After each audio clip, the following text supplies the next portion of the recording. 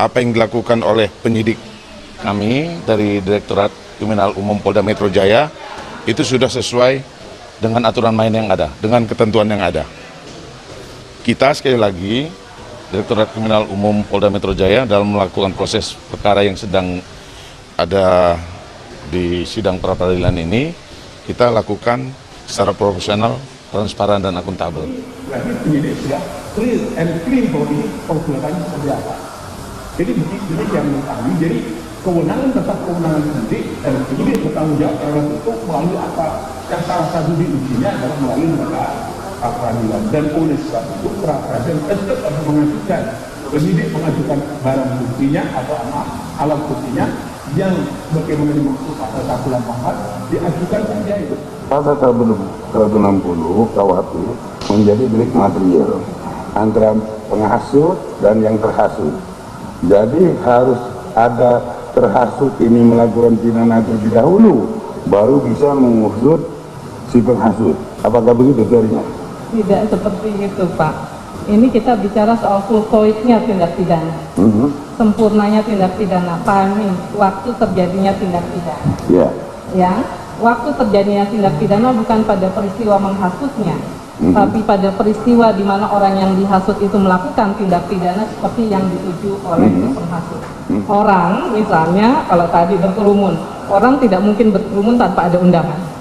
Jadilah undangan ini sebagai faktor adekuat, sebagai faktor penentu terjadinya kerumunan ini. Dia pakai corong di bawah tempat tidur, yuk kita berkerumun, gitu, orang berkerumun, maka dia dikatakan sebagai outworking, orang yang menggerakkan.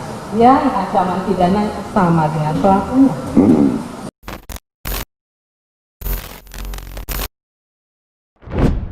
Sidang lanjutan pra-peradilan Habib Rizik Syihab kembali digelar dengan menghadirkan para ahli pada hari ini Jumat 8 Januari 2021. Kabid Humas Polda Metro Jaya Kombes Polisi Hengki pun mengungkap sejumlah nama pendekar hukum yang bakal memojokkan posisi Rizik.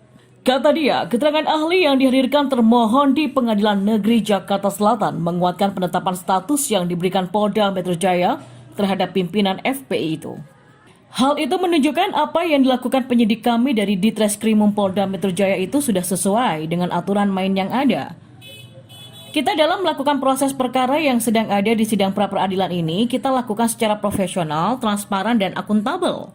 Ujar Kabid Humas Polda Metro Jaya Kombes Polisi Hengki pada Jumat hari ini. Menurut Kombes Polisi Hengki dimulai dari proses lidik, sidik, hingga penetapan tersangka dalam kasus kerumunan di Petamburan, polisi sudah melaksanakan tugasnya sesuai dengan ketentuan dan aturan hukum yang berlaku. Lanjutnya, penetapan tersangka Habib Rizik didasarkan pada minimal 2 alat bukti yang sah, sesuai dengan syarat penetapan tersangka.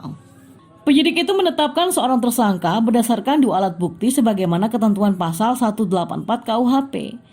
Dan dari keterangan ahli juga sudah menjelaskan begitu dari tadi bahwa ini semua sudah dilakukan sesuai dengan ketentuan yang ada. Karena memang kami melakukannya sesuai dengan ketentuan tidak menyimpang. Selain ahli hukum pidana dari UI, Eva Ahyani Zulfa, polisi juga sudah menyiapkan ahli lainnya seperti ahli bahasa dari Universitas Nasional, Wahyu Wibowo, dan ahli hukum pidana dari PT IKA, Andre Joshua.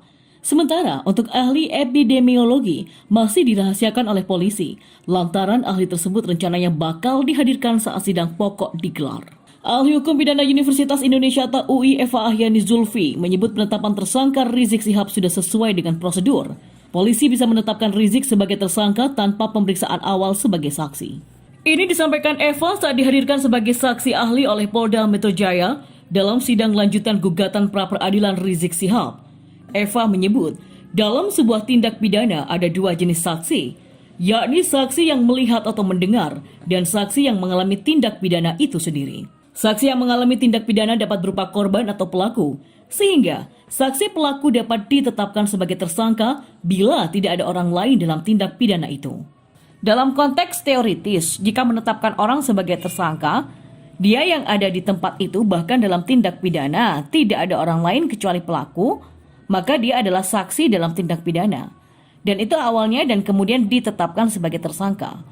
Kata Eva di Pengadilan Negeri Jakarta Selatan pada hari ini, Eva mencontohkan penetapan tersangka terhadap pelaku yang masuk dalam daftar pencarian orang atau DPO. pelaku tersebut tidak dapat dihadirkan dalam penyidikan, namun bisa ditetapkan sebagai tersangka. Kalau tidak pernah diperiksa itu bisa tergantung pada alat bukti yang lain, karena alat bukti yang sudah sangat kuat untuk menuntut, ujar Eva. Menurut dia, pemeriksaan saksi terhadap Rizik tak lagi diperlukan bila polisi telah mengantongi alat bukti yang kuat, sehingga penetapan tersangka Rizik sudah sesuai dengan prosedur. Sebelumnya, tim kuasa hukum Rizik Syihab menilai terdapat kesalahan prosedur penetapan tersangka terhadap kliennya dalam kasus kerumunan di Petamburan. Kuasa hukum Rizik Syihab Muhammad Kamil Pasha mengatakan Rizik ditetapkan sebagai tersangka tanpa pemeriksaan awal sebagai saksi. Sebelum ditetapkan sebagai tersangka, pemohon belum pernah sekalipun diperiksa sebagai saksi. Saksi-saksi lain yang dipanggil terutama dari pihak DPP FPI pun juga belum pernah memberikan keterangan sebagai saksi di hadapan pemohon, kata Kamil di Pengadilan Negeri Jakarta Selatan pada Senin kemarin. Seperti diketahui, Rizik Syihab mendaftarkan permohonan pra-peradilan atas penetapan tersangka dalam kasus pelanggaran protokol kesehatan. Permohonan pra-peradilan didaftarkan di Pengadilan Negeri Jakarta Selatan pada Selasa 15 Desember 2020. Tim advokasi juga menggugat penahanan Rizik di Direktorat Reserse Narkoba Polda Metro Jaya. Permohonan pra-peradilan terdaftar dengan nomor 150-PID-PRA-2020-PN-JKT-Selatan. Penetapan status tersangka kepada Habib Rizik Syihab nantinya sudah tepat dengan hukum yang berlaku. Kepala Bidang Hukum Polda Metro Jaya Kombes Pol Hengki di sela-sela sidang pra-peradilan kasus penghasutan dan kerumunan HRS di Pengadilan Tinggi Negeri Jakarta Selatan pada Jumat hari ini. Hengki mengatakan bahwa Direktorat Kriminal Umum Polda Metro Jaya melakukan penyidikan sudah sesuai dengan aturan main yang ada. Apa yang dilakukan oleh penyidik kami sudah sesuai dengan aturan yang berlaku, paparnya. Dirinya mengaku bahwa proses hukum yang berjalan sudah dilakukan secara profesional, transparan, dan akuntabel. Sebagaimana yang kita rasakan, proses perkara yang sedang ada di sidang pra-peradilan ini dilakukan secara profesional, transparan, dan akuntabel. Kami sudah melaksanakan tugas sesuai dengan ketentuan yang telah baku, ungkapnya. Menurutnya, jika saksi ahli sudah memaparkan bukti yang ada, tidak ada keraguan bahwa kasus ini bisa masuk ke ranah pidana. Dari saksi ahli sudah berkata seperti itu. Jadi, penyidik ini nantinya bisa menetapkan seorang tersangka berdasarkan dua alat bukti, sebagaimana dengan ketentuan pasal 184 KUHP. Jelas dia. Hengki pun memaparkan bahwa dalam sidang hari ini, dihadirkan 3 orang saksi ahli dari pihak kepolisian. Hari ini ada 2 ahli pidana dan 1 ahli bahasa yang akan hadir, kata Hengki. Sidang pra-peradilan Habib Rizik Syihab masih berlanjut sampai hari ini Jumat 8 Januari 2021. Setelah tim kuasa hukum Habib Rizik Syihab pada hari sebelumnya mengundang Raja Dangdut Rhoma Irama, giliran tim hukum Polda Metro Jaya hari ini yang akan menghadirkan ahli hukum pidana dan ahli bahasa. Tim hukum Polda Metro Jaya selaku kuasa hukum para termohon dalam sidang pra-peradilan tersangka kasus kerumunan di masa pandemi COVID-19 dan penghasutan Rizik Syihab akan menghadirkan ahli bahasa dan ahli pidana dalam sidang lanjutan di Pengadilan Negeri Jakarta Selatan pada hari ini. Kepala Bidang Hukum Polda Metro Jaya selaku kuasa hukum para termohon Kombes Polisi Hengki mengatakan pihaknya akan menghadirkan 3 ahli. Hengki mengatakan para ahli tersebut akan dihadirkan untuk menjelaskan terkait apa yang penyidik Polda Metro Jaya telah lakukan dalam hal penetapan tersangka dan penahanan Rizik. Ada ahli pidana, ahli bahasa yang kesemuanya akan mengupas apa yang telah kami lakukan. Jelas Hengki.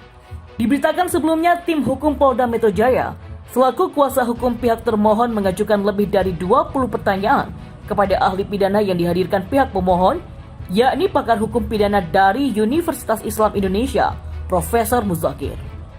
Pertanyaan tersebut diajukan dalam sidang pra-peradilan kasus kerumunan di masa pandemi COVID-19 dan penghasutan dengan tersangka Rizik Syihab yang digelar di Pengadilan Negeri Jakarta Selatan pada Kamis kemarin. Di antara puluhan pertanyaan tersebut, tim hukum Polda Metro Jaya mengajukan sejumlah pertanyaan di antaranya terkait dengan kewenangan penyidik terkait pra-peradilan, proses penangkapan dan penahanan, kuantitas dan kualitas alat bukti, proses pembuktian, dan penetapan tersangka.